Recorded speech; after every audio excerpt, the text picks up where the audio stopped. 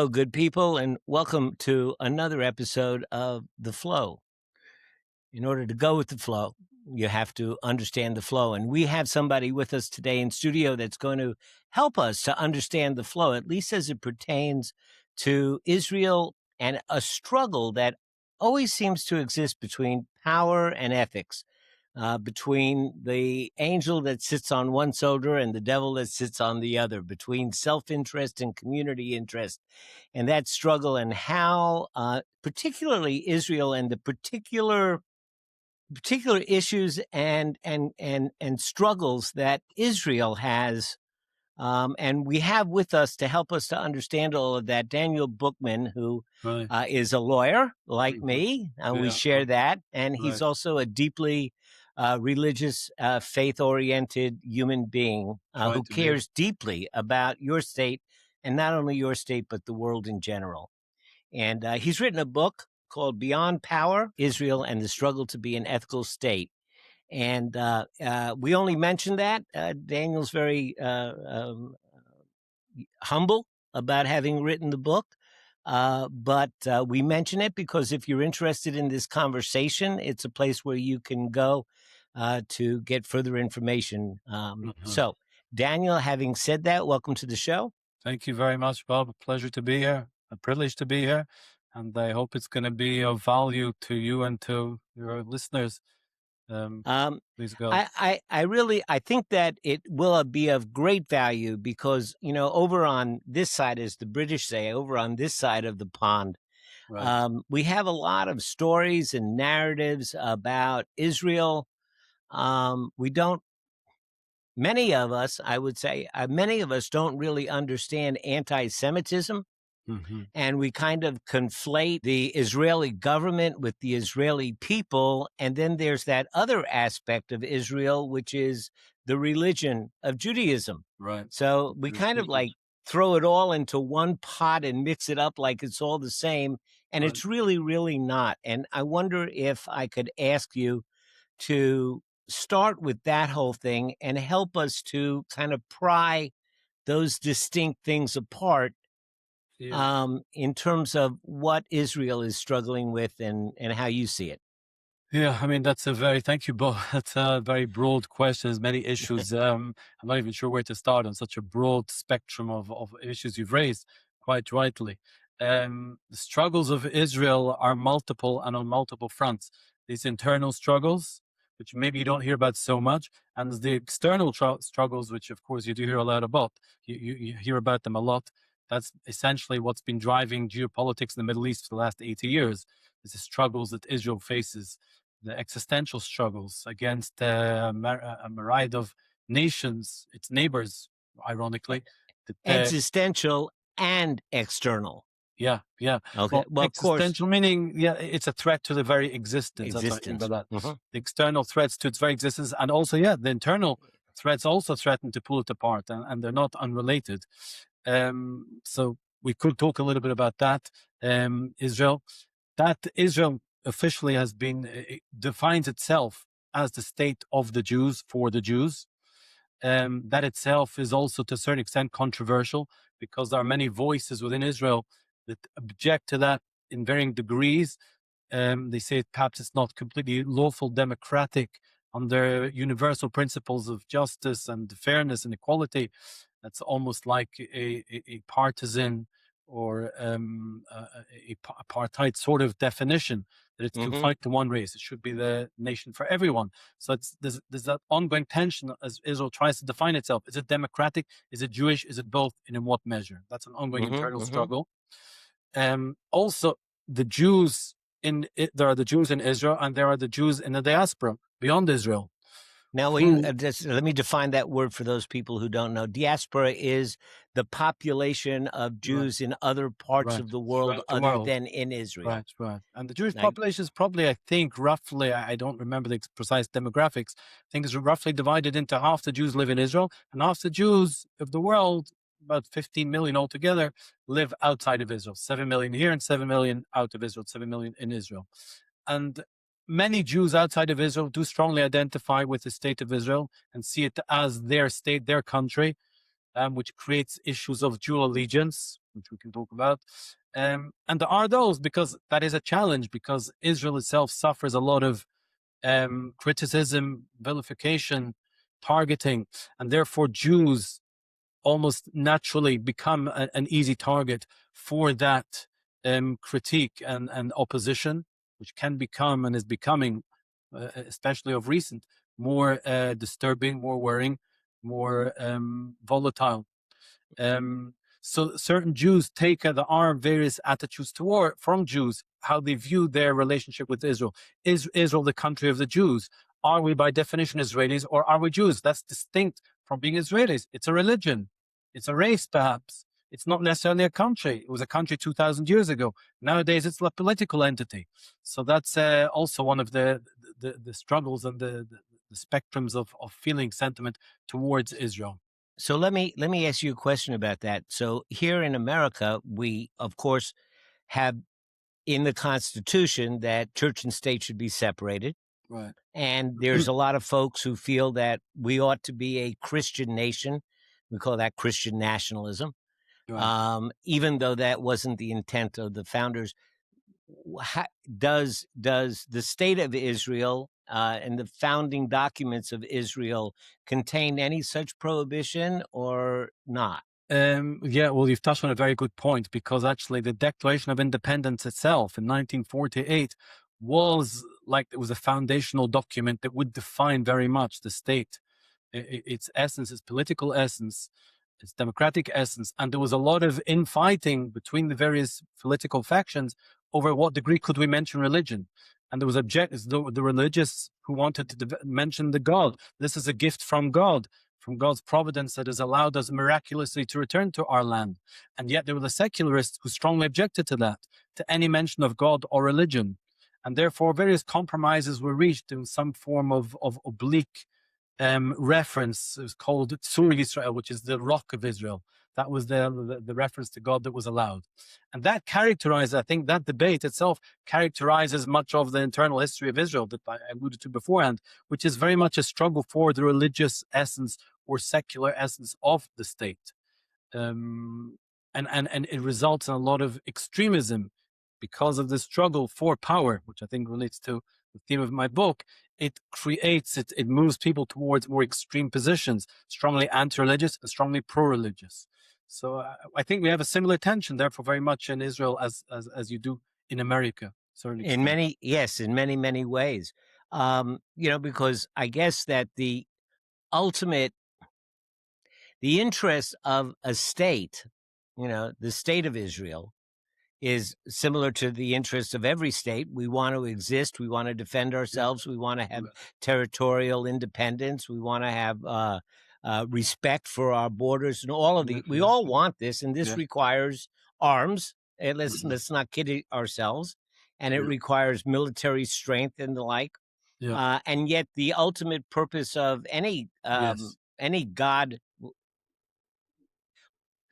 That's praising any God praising religion is to be peaceful, kind and to be good to all people, to follow the golden rule. How do you balance that in Israel? How do you reconcile that dichotomy where relation is essentially religion is about a peaceful existence and being kind and being good, being ethical, and yet so much of it of Israel existence revolves around military strength and in order to preserve security. And that is part of the danger, that because Israel is so occupied with self-defense, that to a certain extent is in danger of becoming an end rather than a means. It's really just a means to ensuring security, which can then enable prosperity, whether it's economic, cultural, religious, social, whatever it is. That's the bottom line. That should be the bottom goal, as you said. A country that is secure and can then prosper in all to its best effect, to its best ability. And Israel is to a certain extent denied that. That's one aspect of the tension. Another aspect. When you say denied that, what do you denied by whom? Because Israel is so preoccupied with saving itself from its existential threats, therefore it has to invest so much effort and thought and focus and national resources on security, on military security, purely military security, national draft, so much resources of the national budget going towards the military, that Israel, to a certain extent, that becomes the focus, that becomes the primary almost focus of the nation in defending itself and being militarily secure, rather than viewing that as the means to attaining security in order to prosper. So I that is understand. the downside of it. There is an Hmm. upside to that, though. I feel. Okay. The upside to that is, to a certain extent, because of what we said before, Israel is such a divided nation. So ironically, this common enemy that we all share generally brings the country together. And there have been many instances in which the country became very polarized, and some tragic event, whether it was a terrorist attack or even a war or a threat of war, served to bring the country together ultimately, and to work together, for which was internally a great service that was done almost to a certain extent. One could view that almost providentially. Now, in my country, we have the great fortune of having neighbors that are peaceful.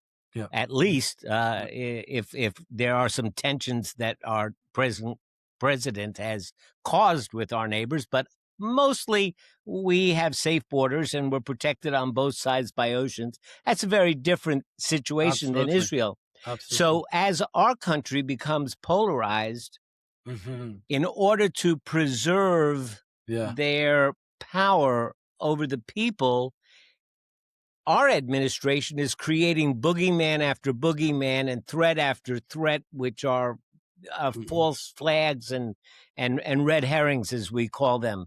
In your case, it really is existential. But I would ask you if there's not a little some of that. Because as you say, every time you become polarized, all of a sudden this existential threat pops up, and how much of that is being manufactured. manipulated, Manipulated or manufactured to a certain extent. We could be manipulating the narrative.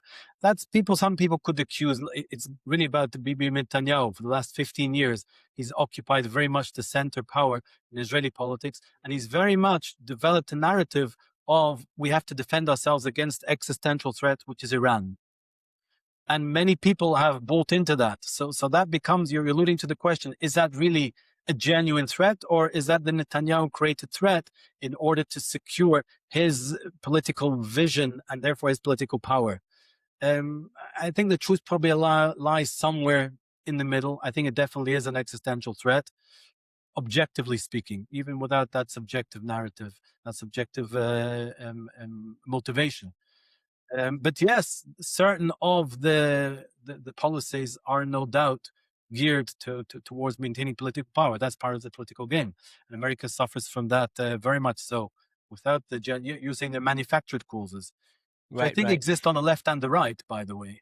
Now, when you look at Iran and we think of we know that is a theocracy, and there's no doubt about that. And so we know that much fundamental religion fervor fuels the existential threat to Israel. But I wonder whether or not there aren't some fundamental Judaic folks, like the ones who want to push people out of the West Bank by forming colonies and the like. Is that driven by religious fervor as well? It's a very good question. And you're talking about the more extreme right, national religious. Yes, I am talking about the more who extreme are symbolized right. by the Ben Gvirs and the Smotriches. That's what they're well known. They made a name for themselves, and they do come out with some fairly extreme phraseologies and various things that are attributed to them, often out of context. But yes, they do adopt a more right-wing, conservative, extreme, almost colonialist attitude towards the West Bank. They want to colonize it. Is that religiously inspired? In certain camps, yes, it is purely like a religious obligation, maybe in the Kahana sort of camp. More, however, I think it's fundamentally maybe religious based, but it is security. It's an insecurity, it's a mistrust of the enemy. And generally, those who have a more religious outlook seem to be, in this case, the national religious case, less trusting of the enemy. They view the Arab threat as something that's uncompromising. It's never going to be satisfied. It's always going to be a threat. And therefore, we are forced to take whatever measures we can in order to secure ourselves, to perhaps broaden our potential buffers for protection, to ensure that we have full control, security control within the territories. That leads to this type of, or it sort of parallels and does accompany this tendency towards looking at expansionist Israel. I So think let more me though let, this let is me let me ask you about a subtle distinction that I'm thinking about at the moment. yeah. So Christian fundamentalism, even in its militant form, is founded on John 3:16, which says that, you can't go to heaven unless you believe like we believe, unless you accept Jesus Christ, you can't go to heaven. And the fervor is, as weird as this sounds and as illogical as it is, the fervor is brought about by the desire to save you from going to hell. Even if I have to do it at gunpoint, I have to force you to believe in Jesus Christ, because otherwise you won't go to heaven, and I don't want you to go to hell, and so I'm going to kill you in order to save you. Basically, it's Right, crazy logic. right. Now, in Paternalistic. Judaism, is Yeah. there any kind of sense that for the Muslim that we need to convert you to Judaism, or is it simply that I am afraid of you? Yeah, no, I think there's very little of that type of missionarizing element in Judaism. Judaism generally, we're actually coming up to the festival of Pentecost, Shavuot, which describes the conversion of Ruth, the grandmother of King David. And she was a convert. And from there, the laws of conversion from non-Jew to becoming a Jew are learned out. And the tradition starts there to a certain extent. And the laws generally discourage conversion Ah, because adopting the Jewish religion is itself so it requires such a commitment of one's the full resources of one's life. One has to be fully committed in every aspect of one's life to upholding the religion, and therefore there's a lot of skepticism. Can somebody who's not been trained in this from birth genuinely hope to live up to these religious demands? And therefore, because of that, it's not encouraged generally. And many people, and many stories, people wished to convert, and they encounter a lot of opposition from the authorities to this conversion. They're actively very often discouraging conversion. They're saying, "What do you want this for? You're just going to suffer anti-Semitism. You're going to have to devote so much of your life to it. What do you need this for? Just stay a Christian, stay a good person, and that's all you need. Bob's your uncle," as you might say. So, no, this is really kind of ironic, because you have two of the three major Abrahamic religions right. are saying that if you don't believe like me, you're an infidel and you should die. Or if you don't believe like me, you're not going to go to heaven, you're going to go to hell. Mm-hmm. And you guys are just saying, hey, look, you guys do what you want. Just leave us alone, please. Yeah, well, we have more than that. We have what's called the no-hide laws, which is the basic moral tenets which a person, which we view humanity itself. These are Mm-hmm. most of them are very logical, rational, ethical dictates. Do not steal, do not murder, do not commit adultery. Set up courts. We're certain about do not eat living flesh. Mm-hmm. And maybe the prime one is not to be an idol worshiper, to believe in the Mm-hmm. one God, one ethical God, the ethical monotheism. So Judaism is very happy if humanity, and Judaism, one could define it as really being the intense personification of these ideals in the Judaic form, which is intended maybe to inspire humanity themselves to adopt this form of life in a slightly less intense format. So we don't actively say you have to convert to Judaism by any means. But we do encourage, or hopefully our behavior and example encourages people throughout the world to become themselves an ethical example. Ethical. So, Daniel, tell me, what message would you like to talk about now? So we discussed actually, maybe we'll talk a little bit about geopolitics because, Okay. right. Why is it that Israel is the subject of so much intense opposition and vilification? Why is it there are so many nations who dedicate their whole resources to undermining and destroying the state of Israel. And they pay such a huge price for it. All the Arab nations are to extent have suffered. They have not developed as they might have into successful nations, largely because they're willing to pay the price, or this is the inevitable price they paid for opposing Israel. Absolutely. So that raises an extremely perplexing question. Why are they so implacably opposed to Israel? Mm-hmm. And okay, all right, let's go with that. yeah, okay. Why?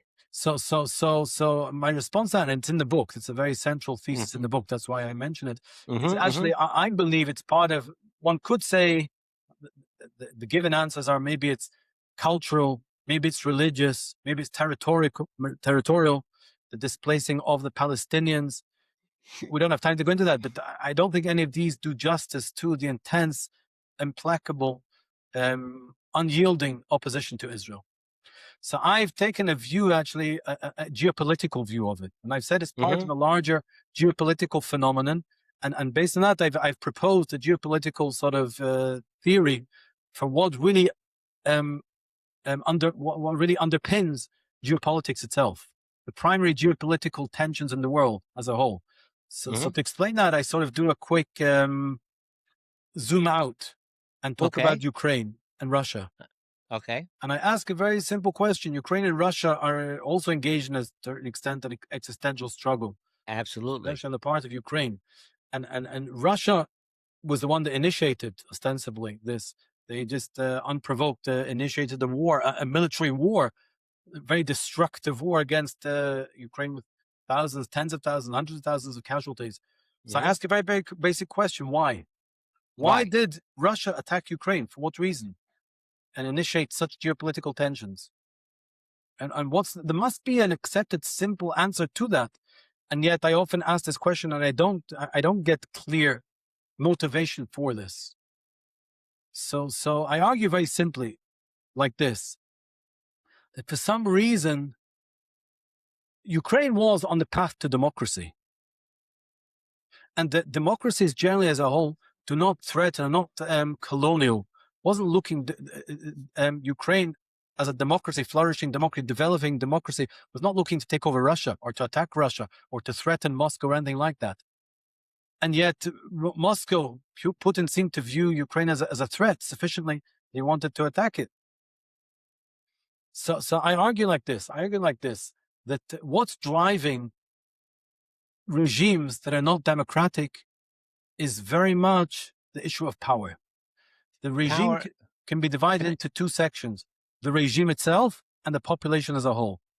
And they're very different. The regime itself holds all the power, and with that, all the privileges, and the population as a whole are very much subject to the regime's dictates and to their power. They're subject to the power of the regime. Oh, wow. I think I just got something. So what's coming up for me right now is that, and this may be a little metaphorical or metaphysical, I don't know, but I deeply believe that in the human breast exists a passion and a desire for freedom. Yes. And what I hear you saying, I think, is that it is the freedom that threatens the regime. Exactly. And if the people begin to get a taste of that, they're in trouble. Yeah. Am I on the right track? Yeah, that's very much what I believe is driving. I believe a regime, we say power corrupts.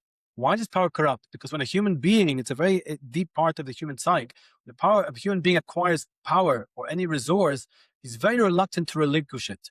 Because such power confers privilege, confers status, confers security, confers everything.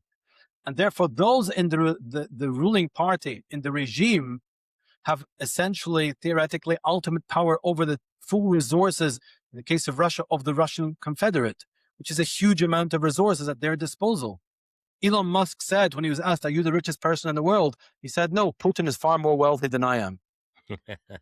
So any regime which enjoys such power essentially is going to be corrupted because it's going to oppose anyone or anything, any force, any threat that might undermine or take away or threaten that power. And I maintain that that's the primary focus of the regime, is to maintain and maybe enhance even their own power.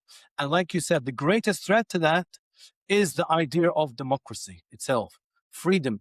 When people start thinking, why can't we be democratic like our neighbors? Ukraine is geographically proximate to Russia. It is culturally very similar to Russia. So when the Russian people are looking over the board in Ukraine and seeing their move towards democracy, prosperity, freedom, they're going to start thinking, hey, why can't we start to enjoy that as well?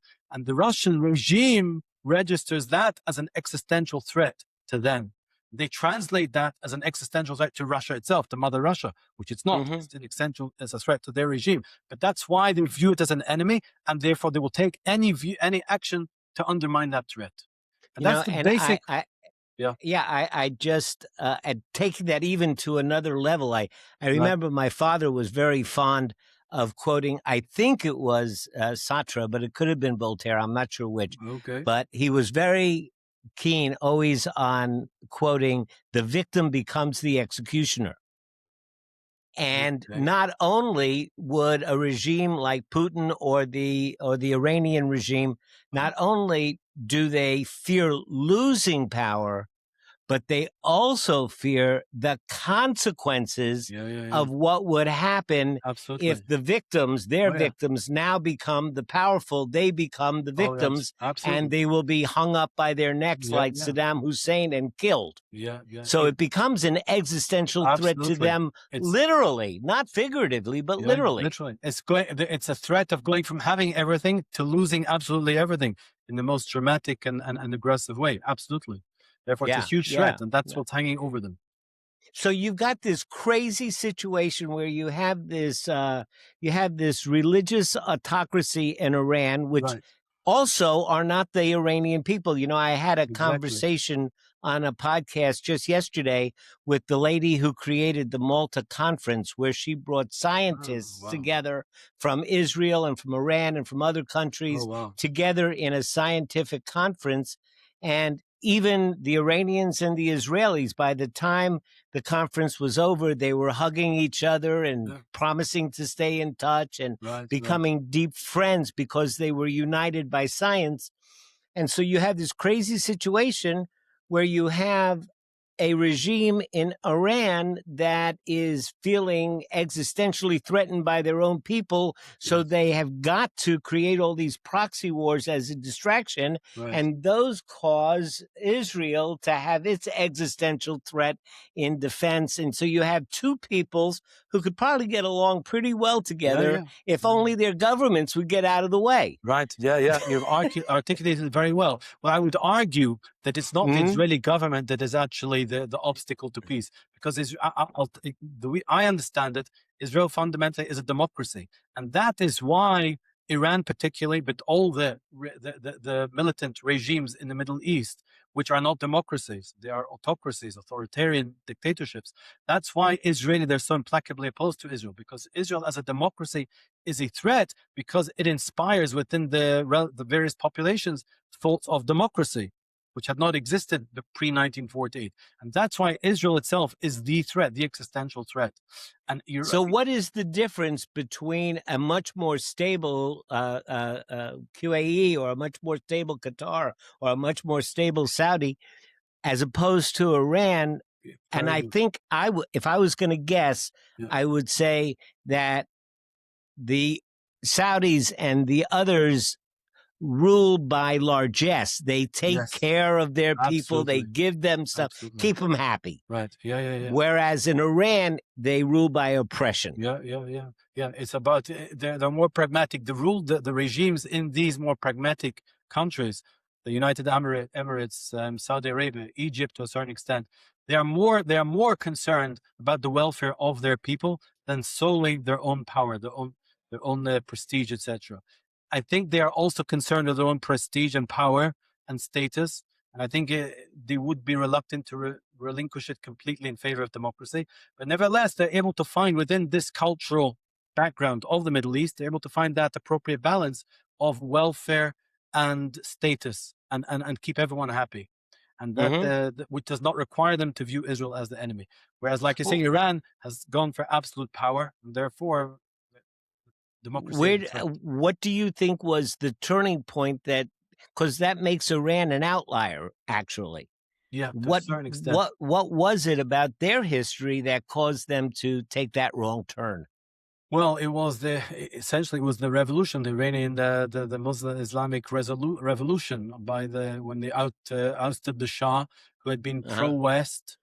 And I think it was actually his pro-Israel moves and orientation that started to threaten the more extreme religious elements in Iran. And Mm-hmm. to a certain extent, I view these extreme religious elements, not religion as a whole, obviously, but the extreme religious elements themselves also, to a certain extent, they hijack religion for power, for political power purposes. It's a means to power. And Mm-hmm. and Mm-hmm. and the more extreme Islamist elements in Iran, when they saw this happening and they saw an opportunity to create instability and themselves to seize power, that's exactly what they did in the Iranian Revolution. And they were Mm. able to command absolute power. And since then, they've ensured they've just focused all their efforts on maintaining power. They've directed the whole resources of the Iranian people and country, the vast resources over the last 30, 40 years, just to maintaining their status and their regime. So I think that we touched on, at least in a kind of surface way, but also in many ways deeply, the problem. Yeah, yeah. Now, what's the solution, or what do you see as a way forward? So having analyzed the problem, to me, the problem seems to be one of democracy. Democratic nations generally get on.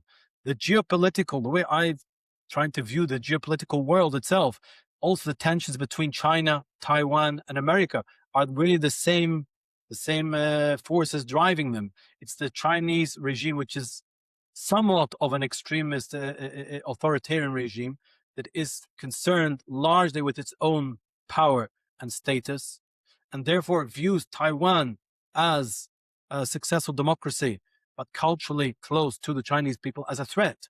That's what's Sure, driving everything. So it seems to me like democracy, Ukraine to Russia, yeah, yeah, very like similar to Ukraine. Ukraine, Russia, absolutely the same. Mhm. Therefore, that is Now I really understand. geopolitics in a nutshell. I call it Mhm. geopolitics for dummies, not you, for myself. That's really the one principle. If you look for one unifying principle, I think that's what explains it. And therefore, to a certain extent, I don't know what democracy can do on its part to ameliorate that threat. It's because it's the aggressor here seems to be the dictatorships, the authoritarian regimes who are concerned only with their own power. So it's like this clash of democratic regimes. So how does one resolve that? Really rage. So the two examples. Let's take the two examples in the last century that Mhm. have been successful in doing this in instituting regime change. Most dramatic examples are of Germany and Japan. Germany became an authoritarian dictatorship, as Japan had been, and this brought about their aggressive actions against the West, against Europe, and against America. And the final solution, to borrow an unfortunate term, in which this was actually solved was only through the absolute defeat of these regimes. Germany was annihilated, as was Japan, through two atomic attacks, through two nuclear explosions, and that completely decimated the regimes. And on these ruins, the foundations of democracy were able to be built. And what emerged from that were two extremely successful democracies, Japan and Germany, who, after America, really are the forefront of democratic Western liberal nations, successful nations. So, based on that, these examples, the only solution seems to be absolute defeat of the regime and then allowing the people themselves to reclaim their nation. That's real self-determination. And that's sort of, to an extent, that's Trump and Netanyahu, that's their war against the Iranian regime. I think they realize that that's the only effective way of of ameliorating this threat from this regime. I don't know. I'm happy to hear suggestions. Yeah, yeah, yeah. Well, how do you then? I mean, if we have deep in our breast this desire for democratic freedom, how do you explain what's going on in America? Why do we have this sizable portion of our population that literally thinks that democracy is passé, that and was there, a lot of people, I don't know if you're familiar with this term, but the middle part of America between the two coasts is sometimes referred by the people living there in a negative way. It says, you all think this is fly over America because all you do is fly from coast to coast. You don't come to the middle. And they feel forgotten, and they feel ignored, and they feel like our values aren't being represented by Washington. And then somebody along comes in like Trump, and he becomes their literal idol. You're talking But about the right, the religious nationalists. not only the religious right, but there's about 30% of our country, 35% of our country that are MAGA, are Right, Trump devotees. right, And that's beyond, that mhm, is beyond just a identifiable sliver of right extremists. right, right. 30% is a sizable chunk. It certainly It's a is. fully half Right. of the Republican Party. Yeah. As 60% of the Republican yeah, Party. yeah. So And they are all okay with more power to Trump and becoming an autocracy. right. So the way I view it is that How I don't. how? Yeah, yeah. No, that's very pertinent. First of all, I thought of another solution. By the way, you asked what's the solution to the Middle East. I have thought that if Israel would actually become a religious state with all the religious Jews, we would actually be less of a threat to Iran. We would become a theocracy ourselves, which is why we should all be voting the religious parties to take over Israel, Yeah. and we just have internal civil war, but at least we'd solve Yeah, the right. Middle East crisis. But returning to your problem in America, so to a certain extent, I think it has to be viewed in context. I'm not, I don't deny I'm more conservative, more religious orientated, and I guess in my politics. So I think to a certain extent, the religious right is reacting to an extreme left, progressive left, a militant, progressive, radical left movement that's been developing very much since the 50s and 60s, and which itself, one could say, is itself opposing democracy to a certain extent. How do you see that? Um, well, a certain version of democracy, their opposition to religion and to the values that religion advances seems to have taken on an extreme aggressive opposition to the Well, undermining of the family values. let me just challenge that for a Yeah, yeah, moment. sure. I'm sure we're getting I, contentious now. Sure. no, it's not not contentious, but I just Right. um, if you're talking about left-wing extremism, I Right. mean, let us identify the issues. Left-wing extremism includes accepting gays, accepting gay marriage. Right. It includes the idea of transgender Right. changes. Yeah, yeah. So these are all social issues that really don't. At its most extreme, the only thing that you can say about the left extremists are that they want people to be more free to do what they want to do with their own bodies. Mm-hmm. That doesn't impose anything on anybody else. If you don't want to like gays, you're allowed to not like gays. If you want to go to a fundamental church, you can go to a fundamental church. I prefer to go to a church that accepts gays, but it doesn't impose itself in any other way. And I think that when you use the word extremism, that implies that those people want to change other people to be like them. Right. And if you see it differently, please tell me Right. how you see the left extremism and what they actually are saying. So okay. So you're offering a positive take on these views.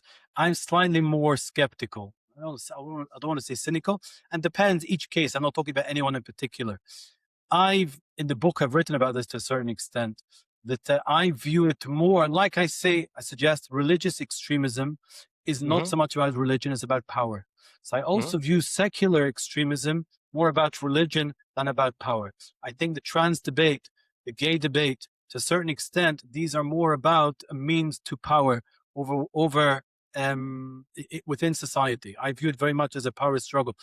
We don't really have time to get into it. It's quite a deep thesis. Okay, Maybe another time we can that'd talk about be it. an interesting conversation because But I what just happens to be yeah. that very often the anti-Semitism and the anti-Israel sentiment very powerfully seems to come also from these sectors, this more extreme left progressive sector within society. That begs the question, why is that? the media narratives, which are more quite strong anti-Israel, pro-progressive, they seem to be more sympathetic.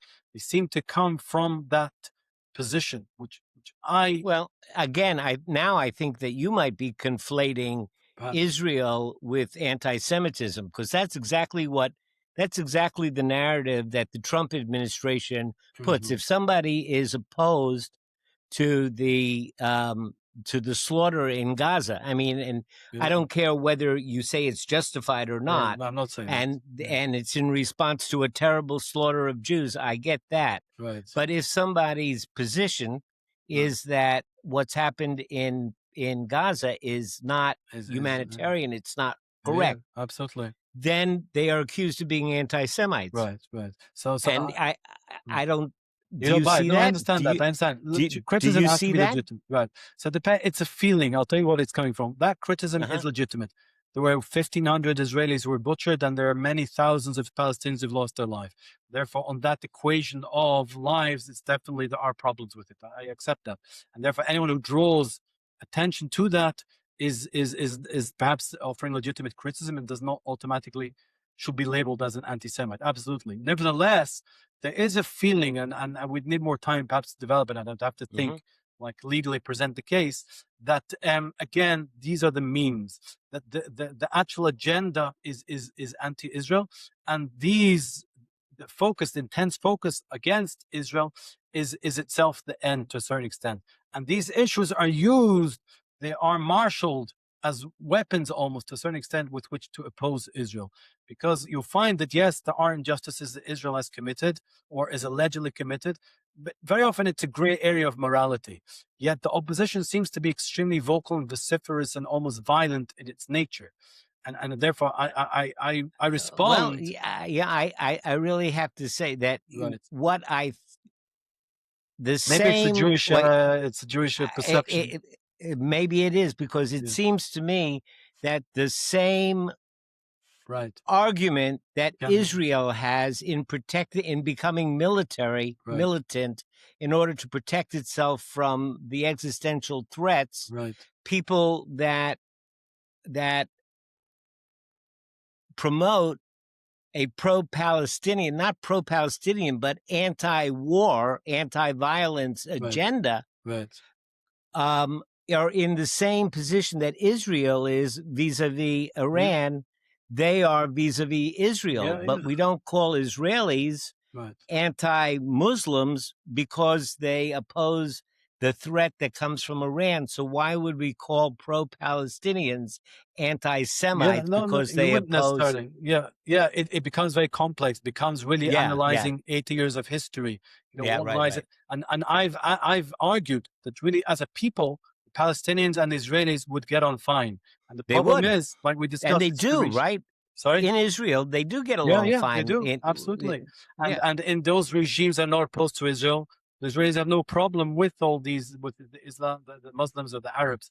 It's the regime, clash of regimes that I've argued that it's the extreme authoritarian regimes that radicalize their own populations to a certain extent to hatred of Israel that makes it very hard to make peace.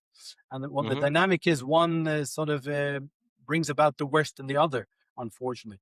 Terrorist attack brings about a strong response from Israel, which itself creates greater resentment and more terrorist attacks. So therefore, that's why I'm trying to bring a certain clarity. I don't know if it's called clarity, but understanding to what lies at the root of it, the root cause of it all. Right. And therefore, I think that the true solution is democracy, real democracy. Because then it would just be the peoples, it wouldn't be the regime. The peoples would work things out. And it was Hamas in Gaza that was the true target. Yes. Correct. And let's not pass over the fact that Hamas itself is heartless in the way that they conduct themselves, hiding in hospitals, under orphanages, doing these things. And there is no quarter of mercy for someone like that. In my mind, that's a classic example. I argue that's a classic example of the authoritarian dictatorship that will do anything to preserve its own power. Hamas is fundamentalist religious, But really, it's about power. I argue that's just a means Yeah. for maintaining absolute power, and that's that's the barrier to peace. Is somehow dealing with that dynamic, rel- undermining that power, inculcating democracy, and they oppose all of these moves or tendencies towards democracy, unfortunately, because it threatens their power. Therefore, it's part of Hmm. the general geopolitical problems that we're stuck with. Yeah, yeah. I remember reading a book about power and people's mechanism, and the book starts out by telling the story of two shipwrecks. And one shipwreck was a trading ship, a merchant and a British trading ship, and there was a doctor on board. And the ship ran aground on a coral reef not too far out from an island, and it started to sink. And everybody was grabbing for food and arms and other practical things. This guy went to the captain's quarters and grabbed all of his silk clothing. I got you. Okay, Yeah, yeah. because when they got in, everybody was in rags and he was dressed to a T. Yeah, So yeah, yeah. he became the That's a authoritarian very good leader, metaphor. and Yeah, he gave largesse to his allies, yeah, yeah. and he punished his enemies, and he created an autocracy which I, eventually wound up destroying itself. this The is other shipwreck, the uh, other shipwreck was a group of young men who decided that everybody was equal, and they came up with the set of rules of working cooperatively right, without a hierarchy. right. And so there was no power struggle, and they survived for 17 years Is this a true in the story? wild on the side. These are true stories, Ah, yes. wow. Yeah, okay. That very much. The, I argue that's the success of democracy. It's the uh-huh. collaborative people coming Hmm. together. That's a real Yeah, success. yeah, Yeah, yeah. That's really that sums up everything. I think very nicely what you're saying. Yeah. yeah. So, okay, well, I'm glad it does, because we're kind of running out of time. Okay. That's for sure. And I want to say the name Beyond Power: Israel and the Struggle for an Ethical State. Folks, if you've been interested in this conversation, and I've been deeply interested in, Mhm. and Daniel, I am just honored that you took the time to My come honor. and It's all speak an to honor. us It's my honor. No, no. on this No, podcast. no. I think that I love your thinking, and I love the perspective, and I think that the audience got a lot out of it, I hope because I so. think we understand I hope so. Israel, but we understand our own country. We understand Russia and the Ukraine and China and Taiwan. It's all the same thing. Yeah, unfortunately or fortunately, that's part of the human Yeah, condition. Yeah, and I very right. much appreciate Bob you giving me this privileged opportunity to be on your forum. I Hmm. hope it was worthwhile. No, it Um, was. yeah, And okay. you know what?